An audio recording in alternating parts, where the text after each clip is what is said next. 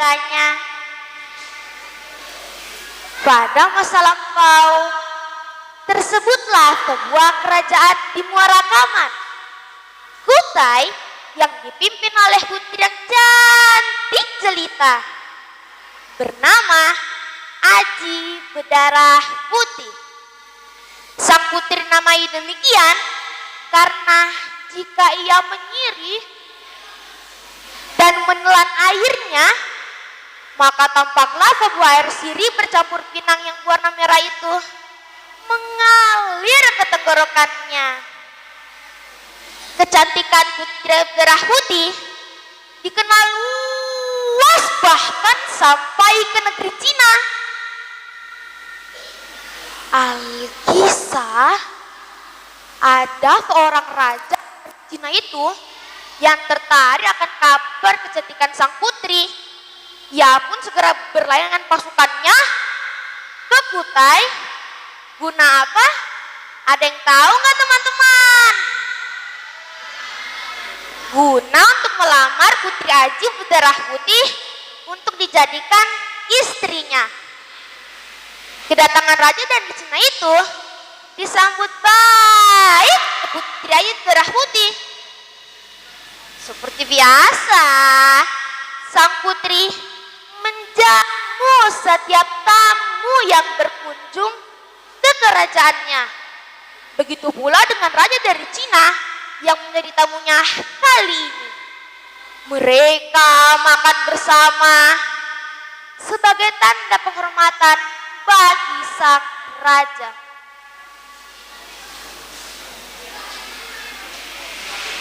Diam-diam, putri memperhatikan cara tamunya bersantap. Ia jijik akan cara makan sang tamu yang langsung menghabiskan makanannya dengan langsung melahap dan tidak menggunakan tangannya. Cara makan ini memang jadi kebiasaan Raja Cina. Sang putri merasa tersinggung. Ia merasa sang tamu tak menghormati dirinya dengan cara bersantap seperti itu. Dan kan tahu cara kata orang timur, ya harus sopan lah. Setelah selesai makan, sang putri langsung berujar, "Maaf, beribu maaf Baginda, kami tak menerima lamaran Baginda," katanya sambil menatap sang tamu. Raja dari Cina itu terkejut. Ia tak menyangka lamarannya akan ditolak. "Hanya, apalah kamu menolak lamaranku?" ucapnya dengan marah. "Kami tak mungkin menerima lamaran orang yang cara makannya seperti binatang. Bagi kami, cara makan Baginda sungguh tak sopan," jawab Putri Berdarah Putih sambil berlalu. Betapa murkanya raja dari negeri Cina itu. Bukan karena lamarannya ditolak, ia juga merasa dirinya dihina. Kata-kata Putri Aji Berdarah Putih sangat menyakiti hatinya. Akhirnya sang raja dari Cina kembali ke negerinya dan membawa amarah dan dendam di hati.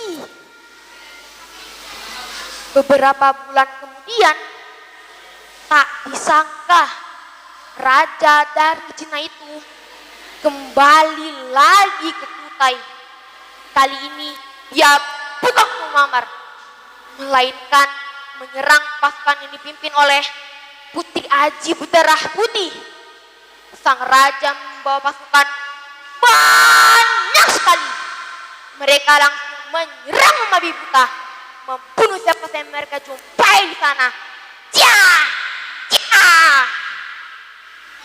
Pasukan kerajaan yang dikerahkan Putri Berdarah Putih kewalahan menghadapi musuhnya. Pasukan dari Cina itu banyak sekali. mereka juga memerlukan pasukan sangat tangguh. Akibatnya banyak pasukan kerajaan yang mati terbunuh. Pertempuran yang masih berlangsung telah membuat pasukan kerajaan hanya tinggal setengah. Putri Darah Putih yang melihat dari menara istana mulai khawatir. Ia merasa tak lama lagi pasukannya akan habis terbunuh. Jika itu terjadi, maka kerajaannya akan direbut raja dari negeri Cina itu. Ia juga yakin dirinya akan ikut terbunuh. Dengan tergesa-gesa, sang putri mengambil Siri dan Pinang yang sudah ada di dekatnya. Sang putri mulai mengunyah. Tak lama kemudian ia berujar dalam hati, jika kesaktian yang diwariskan padaku oleh nenek moyangku benar adanya, maka jadikanlah sepas-sepas diriku menjadi liban-liban yang ganas yang menyerang pasukan dari negeri Cina itu. Setelah berkata demikian, Putri Darah Putih langsung berdiri dan menyemburkan sepah dirinya lewat jendela menara istana.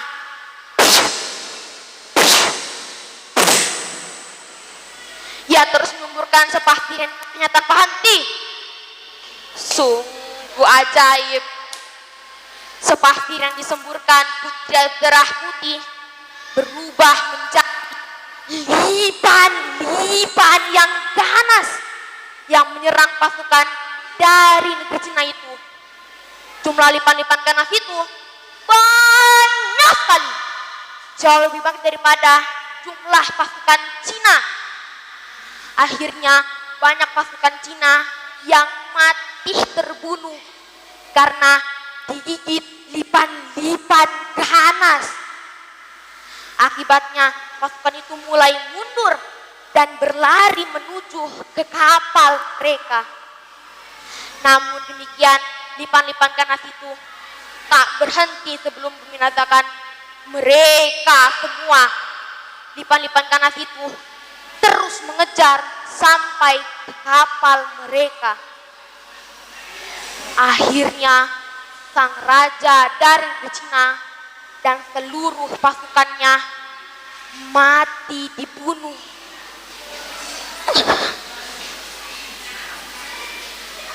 Lipan-lipan yang ganas, jelmaan sepah Siri Putri Aji Darah Putih. Bahkan kapal yang mereka tumpangi ditenggelamkan ke dasar laut. Tempat tenggelamnya kapal raja di Cina itu berubah menjadi tempat yang dangkal dan di kemudian hari menjadi lautan yang luas yang ditumbuhi semak dan berdu. Danau itulah yang sekarang dikenal sebagai Danau Lipan di Kalimantan Timur. Adapun juga setelah menyemburkan sepah Siri yang berubah lipan-lipan ganas, Putri Ayu Darah Putih menghilang. Tak seorang pun tahu perginya kemana sang putri. Jadi pesan moral di cerita ini adalah jangan menghina atau menyakiti orang lain dan teman-teman. Jika dilakukan orang itu tidak baik atau mengganggu, tegurlah dengan sopan agar dia tidak sakit hati. Demikian cerita saya sampaikan. Saya pamit. Wassalamualaikum warahmatullahi wabarakatuh.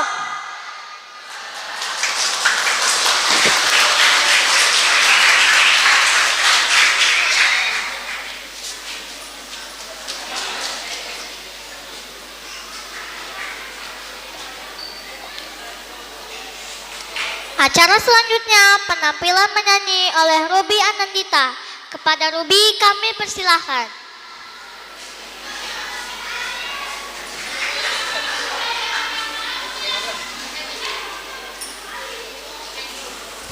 Cek.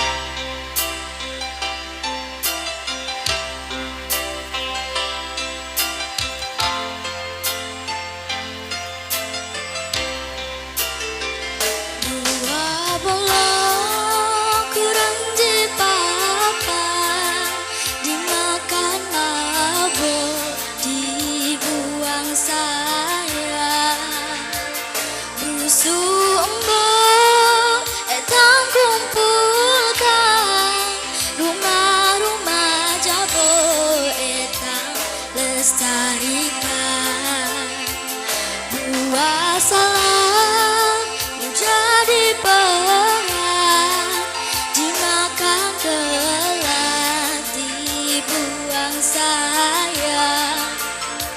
Sepupu deng sana datang kumpulkan untuk menyambut wisatawan.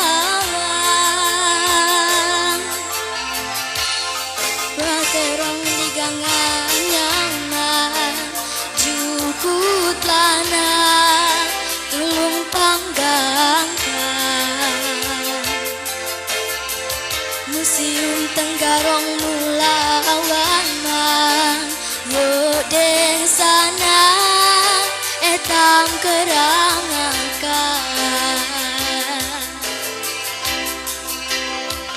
Buah bolok keranji papa, dimakan mabuk dibuang sayang.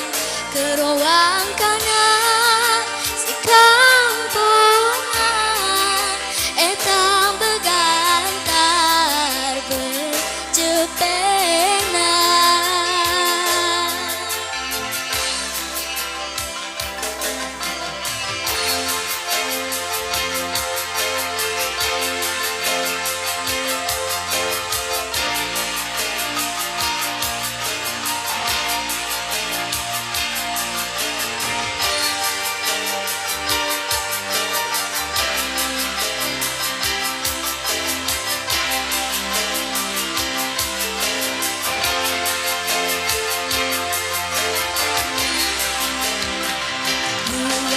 Salah jadi perang, dimakan kelat dibuang sayang.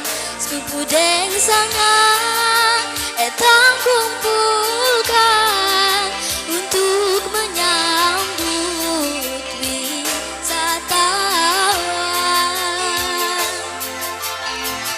Buah terong di gangan nyaman, jukut lana tulung panggangkan. Museum Tenggarong mulawan mang, yo deng sana